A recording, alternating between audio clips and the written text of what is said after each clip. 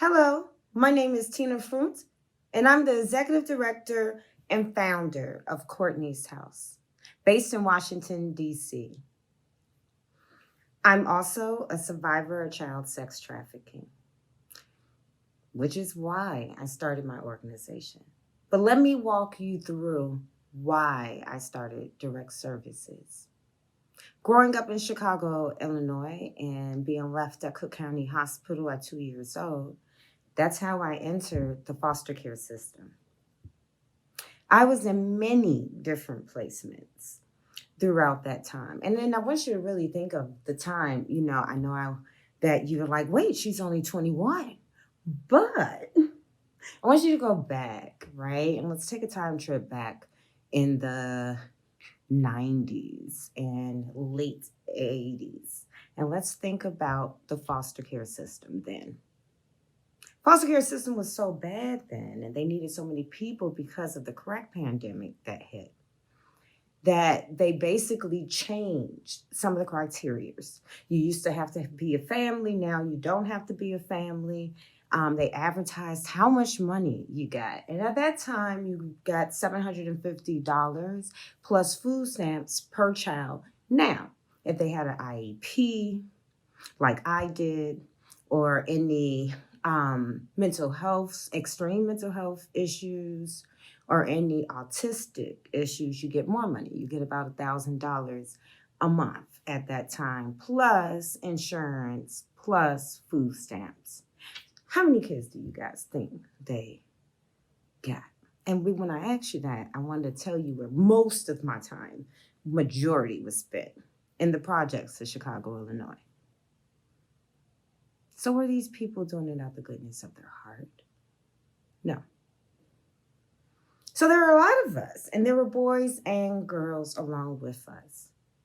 And not only were we abused physically, mentally, and sexually, but yes, at 9, they took that a step further. Now, did I know it was called trafficking or ever used that word? Never. I knew that bad things were happening to me and other people were doing bad things to me. But guess what? Boys were right around me, and I actually hung out more with the boys. And they were also being abused and sex trafficked. Now, at that time, I can also tell you, if you ever heard of Cabrini Greens or the Audi Homes or any of those things in Chicago, then you may know that it really was a horrible time to live in the projects during that time. So we created our own family, the kids, right? Because we basically had to fend for ourselves. There was an incident that happened, and that happened around 10 or 11. And there was a guy that stayed and dated one of our foster parents. And he was also on drugs, and she was on drugs, and he abused one of our foster brothers. When this happened, because no one protected us, all the kids came together and we thought how we were going to get back at this guy, how we were going to handle a situation that adults refused to handle.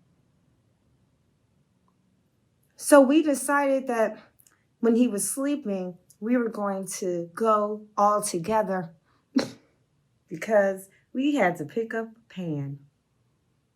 And we decided to pick up a frying pan and drop it on him while he was asleep to get back at him. Now, mind you, these are children. We were children then. We were 11. And so did we tell someone yes and no one believed us? So we decided to take matters in our own hand. Do you have an iron skillet at home? We're kids. So we're picking up the real iron skillets back in the day because we all are holding a piece to drop on him. We did drop it on him. He did have to get some stitches. It did split his head, and we all got in trouble. Not him. We got in trouble. That set the tone of everything that I'm beginning to tell you. And with that being said, I wasn't up for adoption, right? I was labeled as a bad child. I want to describe myself so you can get a visual about this. I'm very tall. I'm 5 feet. But I actually didn't even turn like 5 feet until I turned about 19. I was very small growing up, the smallest. And this is not politically correct with the terminology I'm going to use, but I'm going to use it because this is what I was told growing up. Everyone said I was going to be a midget, right? That's not a politically correct word, but that's what they did. Because of this, you may think, oh no, you probably was treated special because you were so short, small. I was not. I was never treated like that. I was also told, and all the kids were always told around me not to help me too much because I need to learn how to manage things on my own because the world isn't going to be easy for me because I might be a midget.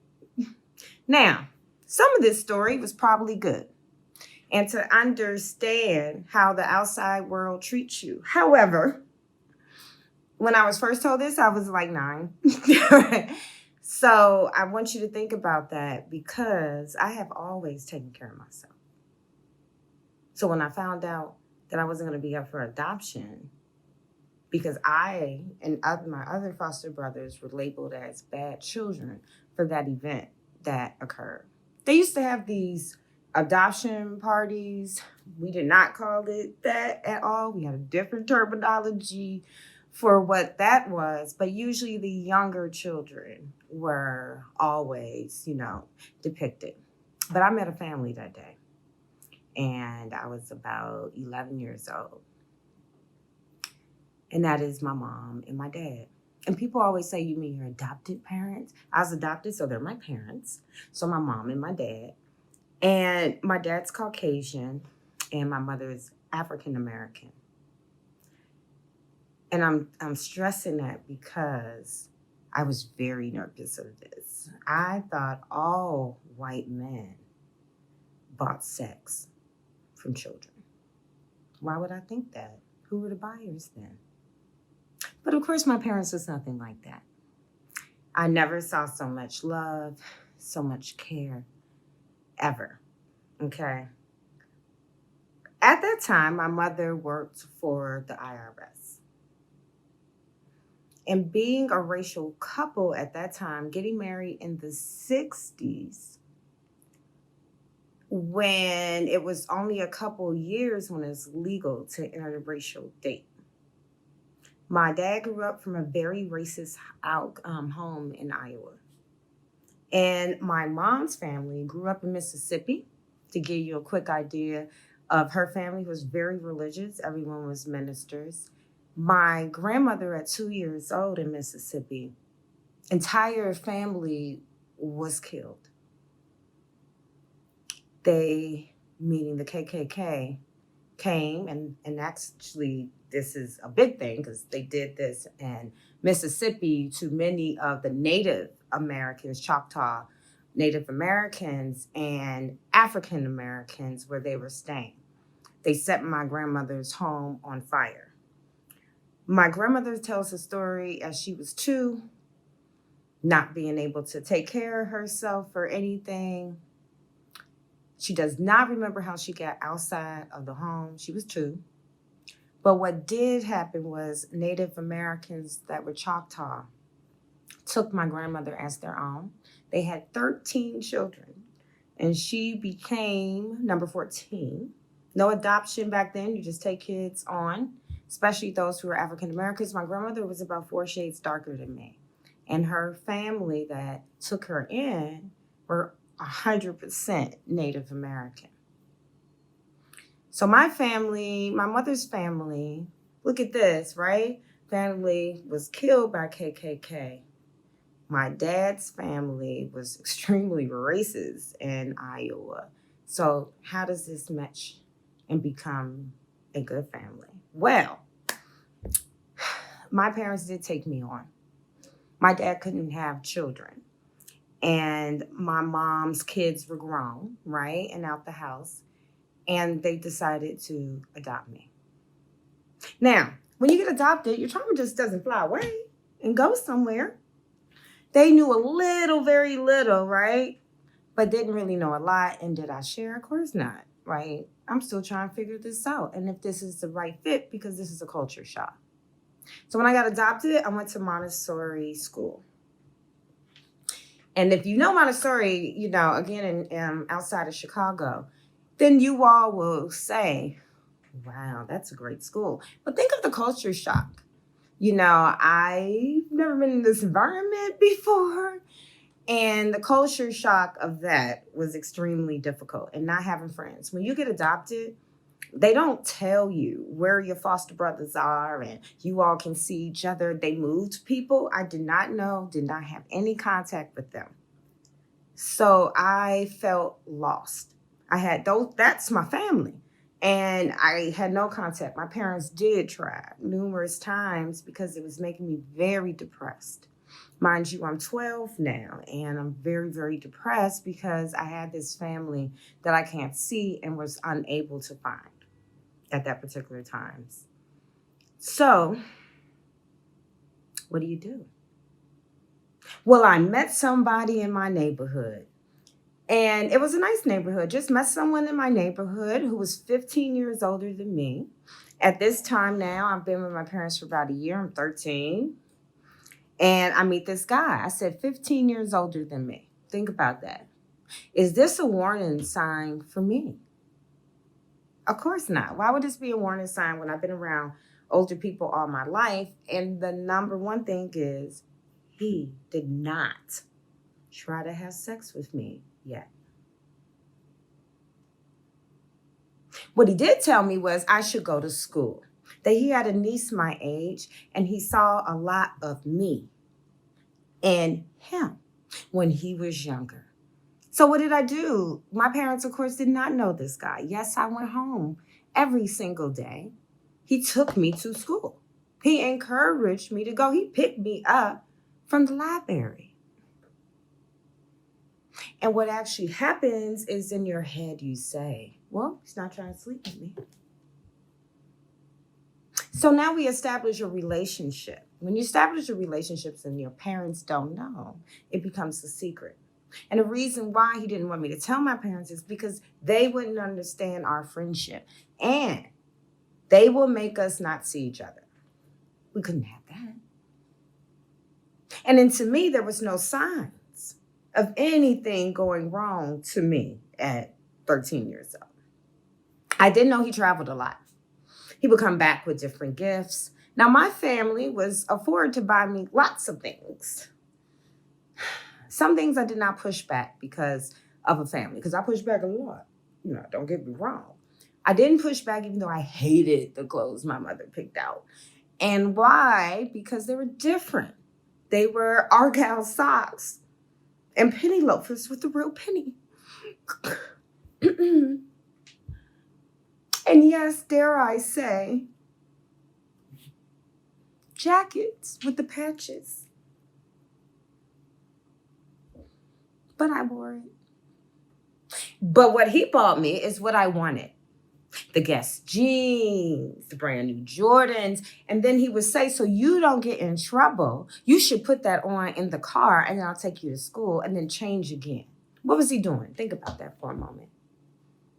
Yes, and that terminology is called grooming. Of course I didn't see that.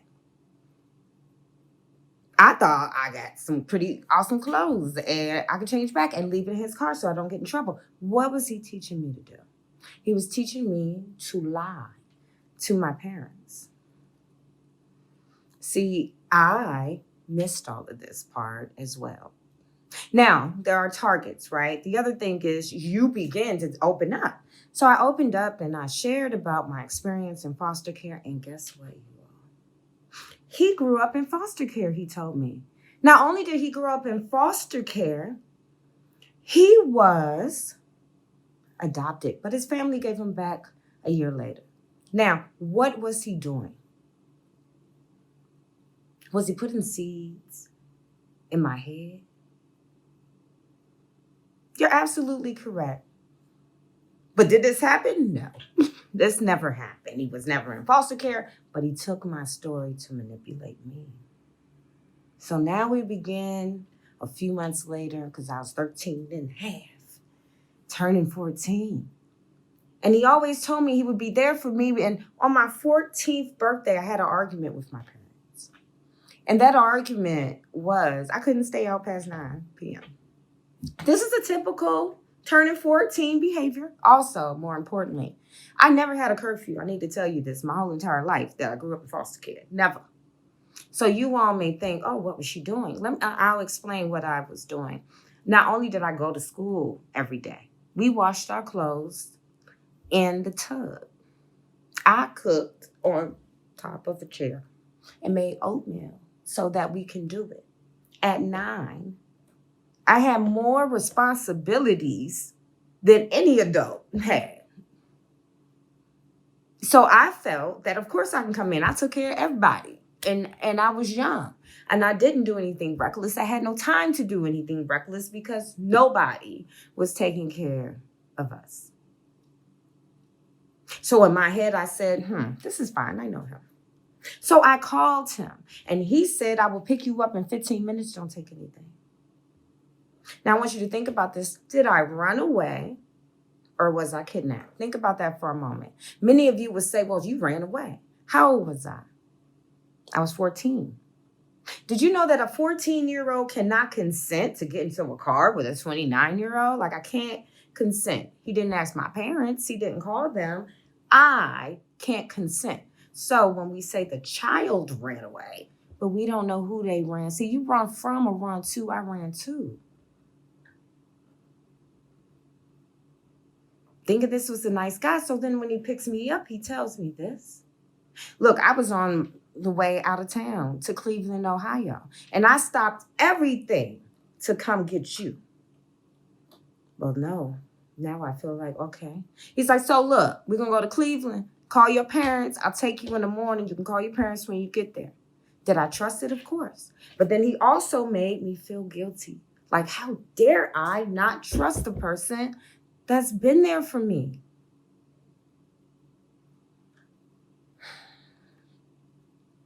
The amount of manipulation. It's not always just about the abuse. See, I told you, he didn't lay a hand on me yet. 3 months I knew him, and in teenage years, it's forever. I knew him forever. So now I'm in a car and we're driving to Cleveland. I haven't been to Cleveland, Ohio, and he seems upset. We stop for gas, and he slams the door. Well, I feel like, oh my God, I need to go apologize to him. I should have listened to him. So what happened in that scenario? Well, he closed the door, slammed it. I went to open the door to apologize to him, and the car doors appeared to be unlocked, but they were not unlocked. What happened to the locks? I couldn't get out the car.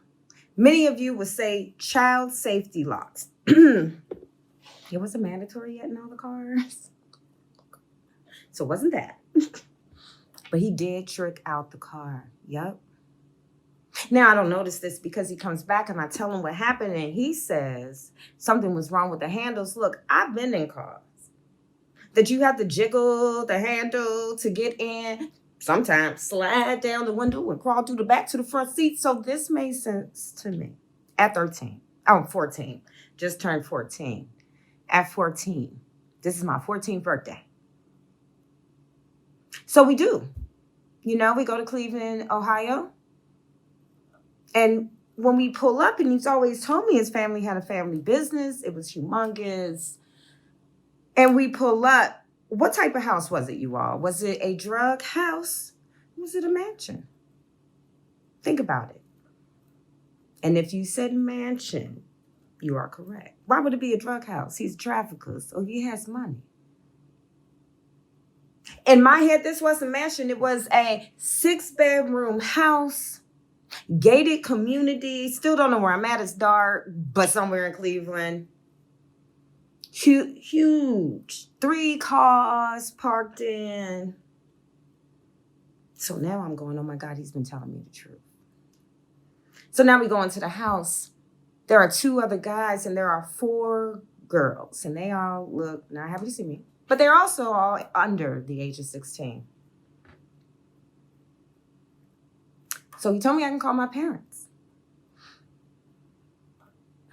And back then, they had this little thing called a phone that has a cord to it. A house phone, dare I say. So he told me the house phone was in the room and I can go in. When I got in the room, do you think there was a phone? No, it wasn't a phone. There was a lock inside of the room, a deadbolt lock. That's when I knew things had changed.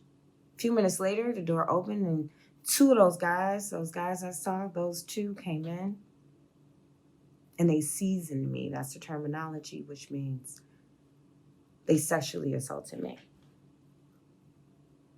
The trafficker came in after, put me on his lap, and told me how much he would always love me and protect me from this. Now, that may not make sense to you. How can he protect me when he did it and me not blaming him? See, I didn't blame him. I blamed the other guys. And he told me he wasn't there. And he would never let this happen. All I had to do was listen to him. And I just want you to think about that. I was with him for a year, you all. And everyone always asks me, how'd you get out? You don't just get out. And you just don't stop. This has been going on, right? My whole life since I was 9. I've never went to counseling. I was with this guy for a year. Within that year, I had permanent cigarette burns on me. I had a broken arm with a baseball bat. And when I finally ran to the police as an African-American youth in that situation, when the police did a raid, I told the truth. At that time, I was 15. I even said I had a pen. So I was arrested and charged with prostitution. No, he did not get in trouble. Later in life, he was shot and killed later in life. But his whole family pimped. And many still do today. This is the reason I started Courtney's House. It took me years to get out the life. When I finally got out of detention and we moved to Alexandria, Virginia, and we lived in Rayburn Avenue.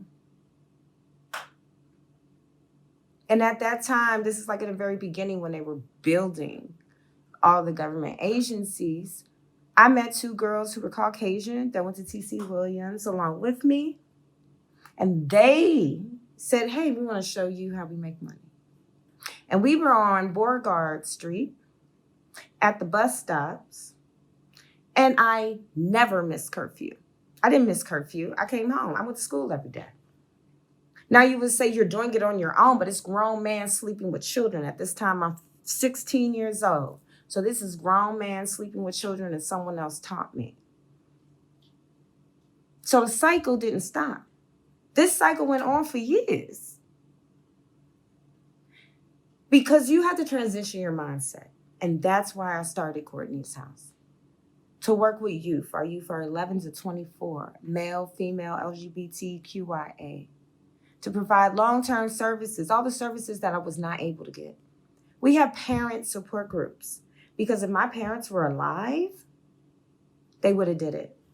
In the end, my mother got transferred, which is why we moved to Alexandria, Virginia. She got a new job. She left the IRS, and she worked for the Department of Defense at a grade 13, and she retired there. And back then, they tore the building down. But my mother was an auditor. She audited military bases. I don't know what else she wasn't allowed to tell us, but at that time, they had something called the vault at the DoD. And my mom worked in the vault where there are no windows. You can't come in. I can only meet her outside of it because of the information in the auditor. My mother was sick. My dad passed of a massive heart attack. But when I told my mom everything as an adult, She supported me in Courtney's house. She left me money in her will to start Courtney's house. It is important to me to work with the Department of Defense. My mother, Addie Frundt, was a strong woman at the Department of Defense, there for many, many, many years. And she only told maybe one person, and she was ashamed. Didn't want to tell people what's going on. And that's why, to me, it's important to partner and work with the Department of Defense. To not only do that, but offer services, reach out to their own population to see what's going on with their youth. Because over the years, of course, we've had people that have been trafficked, but they're afraid to say. Or sometimes they think, what if I'm wrong? But what if you're right? I appreciate you all listening and understanding the reality of trafficking. When I was adopted, my parents were great. They didn't drink, smoke, or curse. But the trafficking situation still started. I still met somebody. I was still down the street from Rayburn Avenue off of Beauregard. So sometimes we don't know the reality, and my parents never found out of what's going on, okay? Thank you all so much for listening and understanding. I encourage you to go to Courtney'sHouse.org, see how you can help. Talk to the Department of Defense. If something is going on and you work there, and something is going on, talk to your immediate supervisor and see how we can help. Thank you all so much for listening.